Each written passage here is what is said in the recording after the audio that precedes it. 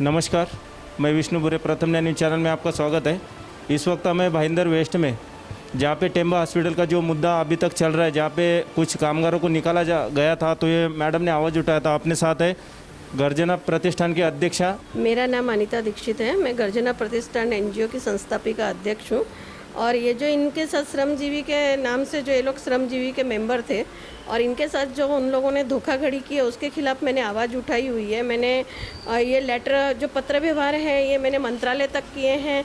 मंत्रालय में जाकर के मैं मिनिस्टरों से भी मिली हूँ और मिनिस्टरों से मेरा, जैसे अपने ये हैं हसन मुशर्रफ साहब हैं, इनको मैं 3 बार मिल कर के आई हूँ। इन्होंने मुझे आश्वासन दिया है कि इनको हम न्याय दिलाएंगे।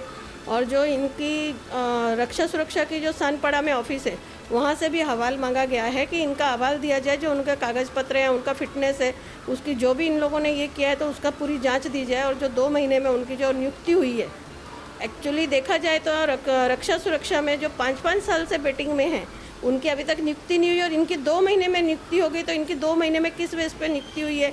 जबकि इनके एज में भी ये बड़े हैं, प्लस इनके जो डॉक्यूमेंट्स हैं वो भी इनके डुप्लीकेट हैं।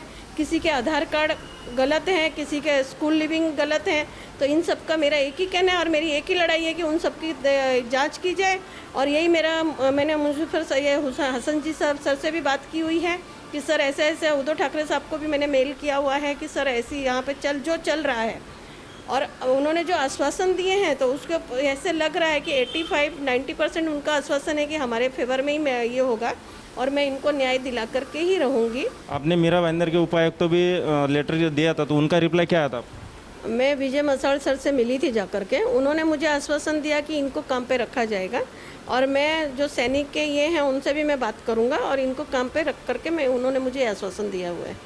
उसके बाद मंत्रालय में आपने भी पेपर दिया, तो उधर भी मंत्रालय में मेरा ये तीसरी बार जाकर के मैं मिली हूँ। तो मुझे जो हसन सर हैं उन्होंने मुझे कहा है, जो मिनिस्टर है कामगार मिनिस्टर, इन्होंने कहा है कि मैं 101 का तो आपको न्याय मिला के दूंगा और इन लोगों को मैं ये करके, और जो बोकस भर्ती हुई है रक्षा सुरक्षा की, उसके ऊपर कड़क से कड़क कार्रवाई करूँगा।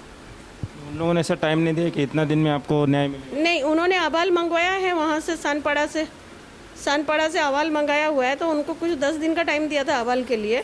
तो वो अहवाल जैसे आएगा तो उन्होंने मुझे कहा है कि हम इसमें पूरा आपके साथ हैं, हम और इन लोगों के साथ, गरीबों के साथ हम न्याय करेंगे। तो आपको क्या लगता है, मतलब इन लोग को काम पे वापस रखा जाएगा कि नहीं रखा जाएगा?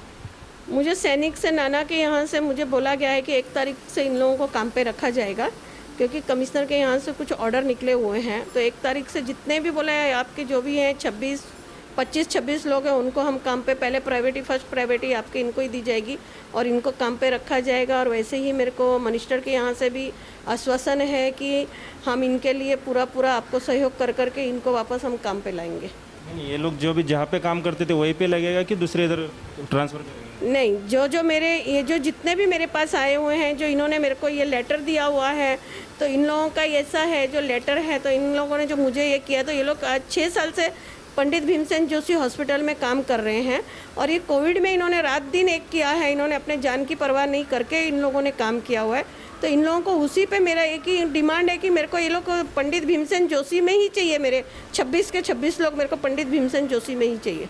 मैडम, आगे की कार्रवाई क्या रहेंगी आपकी? और इसके आगे मैं जो पंडित भीमसेन जोशी में अब जो डॉक्टर गीते बैठे हैं, अशोक गीते बैठे हैं, मैं उनसे इस बारे में उनको भी एक लेटर देने वाली हूँ और उनसे मैं ये डिस्कस करने वाली हूँ कि ये जो 9 लोगों की भर्ती हुई है, जो गलत तरीके से हुई है, जो कुछ लोग मतलब उनको चलने फिरने में भी उनको प्रॉब्लम्स है, जो दौड़ नहीं सकते हैं, प्लस जो कुछ ऐसे हैं कि उनके डॉक्यूमेंट्स जो बोकस हैं, टोटली मतलब वो भर्ती जो है टोटली भर्ती बोकस तरीके से हुई है, फर्जीवाड़ा है पूरा। तो इस बारे में मैं गीते सर से उनको लेटर दे करके उनसे ये मैं उम्मीद करती हूँ कि वो इसमें उनके ऊपर क्या कार्रवाई करेंगे और हमें वो क्या आश्वासन देते हैं और इन पे कौन सी कड़ी से कड़ी कार्रवाई करके उनको, क्योंकि ये भर्ती पंडित भीमसेन जोशी हॉस्पिटल में ही है। वो पहले यहाँ पे सैनिक के गार्ड थे और सैनिक के गार्ड के बाद उन लोगों ने सिर्फ इतने सारे लोग थे सैनिक के इसमें, पर इन लोगों के साथ उन लोगों ने फ्रॉड किया। इन लोगों को किसी को भी नहीं, इनको साइड गलत बताई गई और अपनी साइड ये लोग ने सही साइड में अपने डॉक्यूमेंट्स ये कर करके इन्होंने अपनी फर्जीवाड़ा से जो भर्ती की है, मेरा एक ही मुद्दा है कि ये जो फर्जीवाड़ा से भर्ती हुई है इसके ऊपर कड़ी से कड़ी कार्रवाई की जाए। और मैंने मिनिस्टर सर से भी यही बात की हुई है और यही मैं गीते सर से भी चाहती हूँ कि इसके ऊपर कड़ी से कड़ी कार्रवाई की जाए और इन लोगों के साथ जो अन्याय हुआ है तो इनको सबको न्याय दिया जाए। इसमें विधवा लेडीज़ हैं जिनके ऊपर सारा घर का भार है, ये पूरा घर चला रहे हैं, जैसे ये लेडीज़ हैं, जितनी लेडीज़ बैठी हैं मेरे पास टोटली विधवा लेडीज़ हैं ज़्यादा। तो इन लोगों के घर का पूरा भार, इनके बच्चों का एजुकेशन है, सब कुछ है। अगर इनको काम नहीं होगा, इनकी रोजी नहीं होगी तो ये बेचारे अपने परिवार को कैसे संभालेंगे।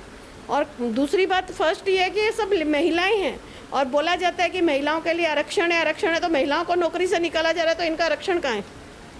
इनको नौकरी तो चाहिए ना, तो महिलाओं को फर्स्ट प्रायोरिटी दो और इनको नौकरी दो ना पहले। जिन अधिकारियों ने जो सानपाड़ा में अधिकारी बैठे हैं, जैसे डॉक्टर जैसे माने मैडम हैं और जो अधिकारी बड़े अधिकारी हैं, तो मैं ये चाहती हूँ और मैं ये शासन से भी ये एक विनती करती हूँ कि इनके ऊपर कड़ी से कड़ी कार्रवाई करके जो इन्होंने फर्जीवाड़ा भर्ती की है, इन लोगों के ऊपर कड़ी से कड़ी कार्रवाई करके इन लोगों को निलंबित किया जाए।